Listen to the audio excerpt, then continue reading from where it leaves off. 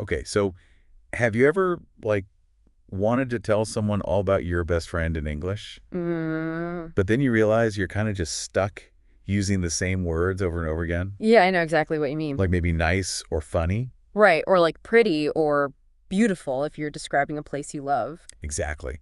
And it can be so frustrating because, there are other words out there, Of course. but you just can't seem to pull them out of your brain when you need them. It happens to all of us, I think, especially when we're learning a new language. Totally. Yep. And that's exactly why we're here today for this deep dive. That's right. We're going to explore how to move past those basic adjectives and really bring your descriptions of people and places to life, We'll dig into a bunch of different descriptive words. especially adjectives, Yeah, lots of adjectives. looking at real examples of how to use them naturally. And we'll also talk about some common mistakes that English learners make. So you can avoid them, of course. Exactly.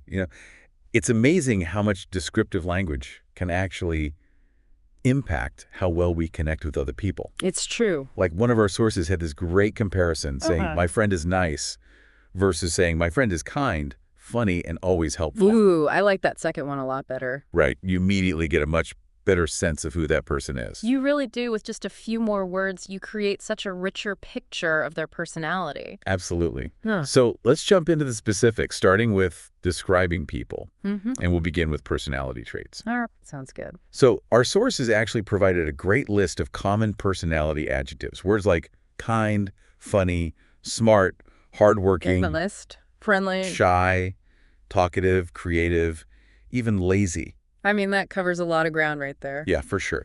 So let's quickly define these just so we're all on the same page. Yeah, good idea. So someone who's kind is caring and considerate. Yeah, always thinking of others. Funny obviously means they make people laugh. A sense of humor, right? Yeah, exactly. Smart means intelligent and able to learn things quickly. Quick-witted. Hardworking describes someone who is diligent and puts in a lot of effort. Always going the extra mile. Honest, of course, means truthful and sincere. Yeah, you can trust them. Friendly is someone who is easy to talk to and enjoys being around other people. Very approachable. Shy suggests someone who is a bit more reserved or quiet. Maybe a little hesitant in social situations. Talkative means they enjoy talking a lot. It's the opposite of shy in a way. Yeah, exactly. Yeah. And then creative describes someone with a lot of imagination and original ideas. Always coming up with something new. And finally, lazy. Let's be honest. It's not the most positive trait. It describes someone who tends to avoid work or effort. Someone who prefers to relax. Okay, so we've covered some personality traits now. Let's move on to how we describe someone's physical appearance. All right. Again, our sources had some really helpful pairs of adjectives for this. Like what? Well, like tall and short, Okay, pretty basic. slim and heavy. Yeah, those are a bit more delicate than saying thin or fat. Definitely got to be mindful of that. Absolutely. Then we have young and old, Makes sense. and of course beautiful and handsome. Now, beautiful can be used to describe anyone, really, but handsome is usually used more for men. That's right. Good point. Sure. Then we can also describe hair as curly or straight. Or wavy. Oh, yeah, or wavy. And then we have features like big eyes or a small nose. You can really get specific with it. Yeah, and even just using these basic pairs, you could actually convey a lot of information about how someone looks. Yeah, it's pretty cool how just a few words can paint a picture in someone's mind. Absolutely. Now, our sources gave this great example of how we can put these different types of adjectives together. Okay, I'm curious. They said, my sister is short and has curly hair. She's very cheerful and kind. I like that. It's simple, but you get a good sense of who she is. Right. You see how combining physical traits with personality traits makes the description much more vivid. It's definitely more interesting than just saying, my sister is nice. Exactly. Okay, so now let's shift gears and talk about describing places. Okay, I'm ready. I don't know about you, but I feel like I tend to overuse the word beautiful when I'm trying to describe a place in English. Oh yeah, I've definitely been there. It's a safe choice, but it can get a bit repetitive. It really can. Luckily, our sources had a whole bunch of other words we can use. Like what? Well, think about words like crowded, Okay. quiet, noisy, clean and dirty, All right. historic, modern, peaceful, colorful. Expensive and cheap. Yes. So many options, It Mac. definitely gives you a lot more to work with than just beautiful. For sure. And again, it's interesting how a lot of these come in pairs of opposites. Yeah, that makes them easier to remember, too. Maybe we should quickly go through some of these just to make sure we're all clear on what they mean. Sure. So crowded obviously means a place is full of people, often making it feel busy or even overwhelming. Like a packed concert or a crowded market. Exactly. Quiet, Mhm. of course, means there's very little sound. A library or a peaceful park. Noisy. Well, that's the opposite. Lots of sound. A busy street or a construction site.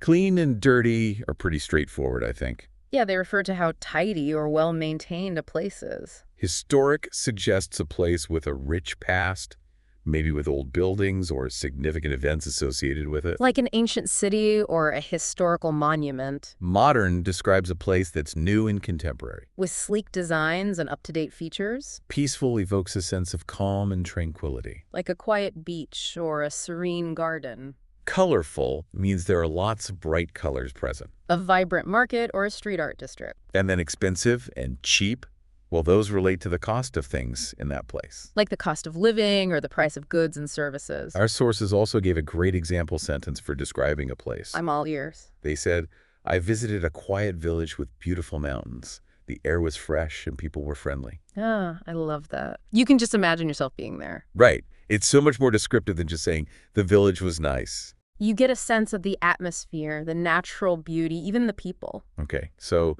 we're starting to build up our vocabulary.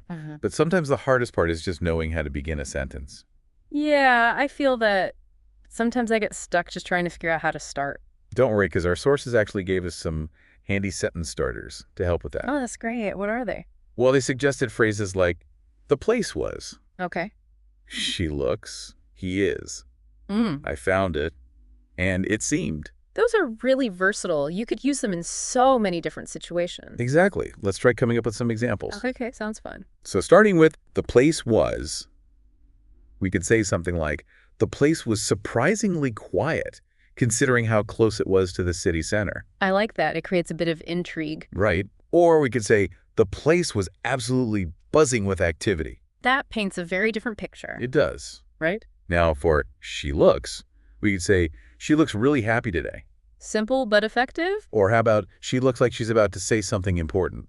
Ooh, that's good. Adds a bit of suspense. Now, for he is, we could go with, he is always so helpful and willing to lend a hand. That's a great way to describe someone's character. Or we could say, he is incredibly talented at playing the guitar. Yeah, showing off a specific skill. For I found it, we could say, I found it really peaceful to walk along the beach in the morning.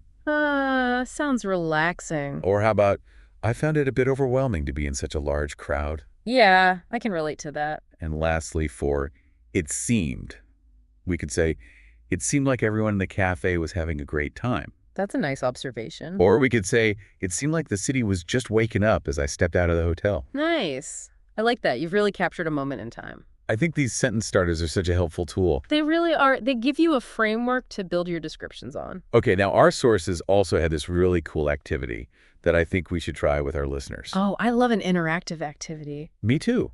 It helps to really solidify the learning process. What? So here's the deal. I want you listening right now to close your eyes for a moment Go ahead. Close your eyes. and think about a person you admire. It could be anyone, a friend, a family member, a mentor, whoever comes to mind. Take your time. There's no rush. All right, got someone in your head. Good. Now keep that person in mind as we move on to the next step. Now I want you to think about 3 to 5 adjectives that describe this person. Remember all those personality traits and physical descriptions we talked about. And don't be afraid to use other adjectives, too. The goal is to choose words that truly capture who this person is to you. You got your adjectives. Perfect. Now here comes the fun part. I want you to use those adjectives to create 2 complete sentences about this person. Don't worry about being grammatically perfect or anything like that. Just focus on getting your ideas out there and using those descriptive words in a natural way. For example, if you chose the adjectives kind, generous, and funny, You could say something like, my friend Sarah is one of the kindest people I know. She's always willing to help others, and she has the most infectious laugh. see how those adjectives really bring Sarah's personality to life. Exactly.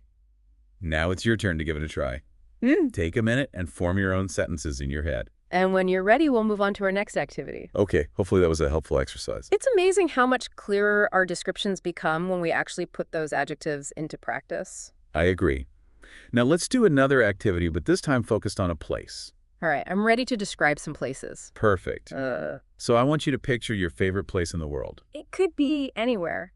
A bustling city, a cozy cafe, a peaceful park, or even just a special room in your home. Take a moment to really visualize it, all the details, the sights, the sounds, the smells. Let your mind wander and really immerse yourself in that place. Okay, got it. Now, just like we did with the person, I want you to come up with 3 to 5 adjectives that describe this place. Think about the atmosphere, the way it looks, the way it makes you feel. For example, if you're thinking of a bustling marketplace, you might choose adjectives like vibrant, crowded, aromatic, and energetic. Or if you're picturing a quiet library, you might go with peaceful, organized, spacious, and calming. Let your chosen adjectives really paint a picture of this special place in your mind.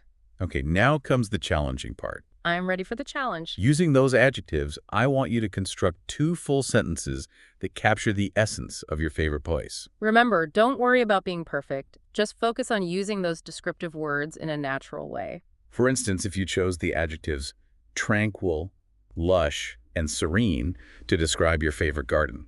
You could say, my favorite garden is a truly tranquil oasis. The lush greenery and the sound of birds singing create such a serene atmosphere. See how those adjectives transport you right into that garden? It's like you can almost feel the peacefulness yourself. Exactly. All right, now it's your turn. Give it a try and form your own sentences in your head. Take your time and let those adjectives do their magic. Okay, time's up. Hopefully that activity helped you see how powerful descriptive language can be. It's amazing how just a few well-chosen words can really bring a place to life. Absolutely. Now, to help you sound even more natural in English, we also want to cover a couple of common mistakes that people make when using adjectives. Oh, yeah, those pesky little mistakes that can trip us up sometimes. Exactly. But once you're aware of them, you can easily avoid them. I'm all ears. Let's hear about these mistakes. Okay, so one mistake our sources mentioned is using an adjective as if it were a noun. Ooh, I've definitely heard people do that. For example, someone might say, he's a very friend. Yeah, that sounds a little off. It is, right? The correct way to say it would be, he is very friendly. Ah, so you need to use the adjective form friendly to describe his personality. Exactly. Friendly is the adjective and friend is the noun. Makes sense.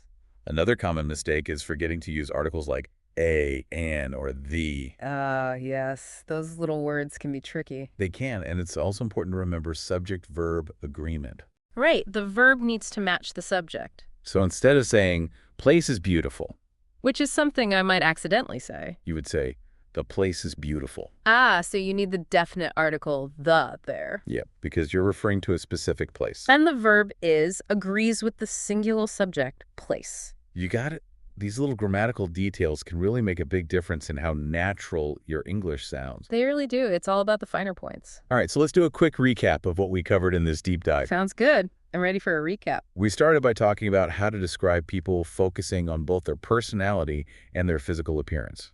We went through a bunch of useful adjectives for each category. Then we moved on to describing places again, using a variety of adjectives to capture the unique aspects of each location. We even did some fun activities where our listeners could practice using those adjectives themselves. Yep, we wanted to make sure you could actually apply what you learned. Learning by doing is always the best. Absolutely, and we also talked about some common grammar mistakes to avoid. So you can sound even more confident and natural when speaking English. Now to wrap things up, we have a little homework assignment for you. Ooh, I like homework. It keeps the learning going. Me too. So here's what I want you to do. I'm ready. Tell me everything. First, I want you to write 3 sentences about a person you admire. Remember to use at least one descriptive adjective in each sentence. Then write 3 more sentences about a place you visited or that you really like. Again, try to incorporate at least one adjective in each sentence. And the last but very important step is to practice saying these sentences out loud. That's how you really internalize those new words and make them part of your active vocabulary. Exactly. And you know what? As you go about your day, start paying attention to how other people describe things. Yeah, listen to how native English speakers use adjectives in their conversations. Notice the specific details they choose to highlight and try to incorporate some of those words into your own descriptions. The more you expose yourself to descriptive language, the more natural it will become for you to use it. I couldn't agree more. So keep practicing, keep experimenting, and keep expanding your vocabulary. And most importantly, have fun with it. That's the key to learning any language. Absolutely. So go out there and describe the world around you with confidence. We'll see you next time on the Duo Dialogues. Bye for now.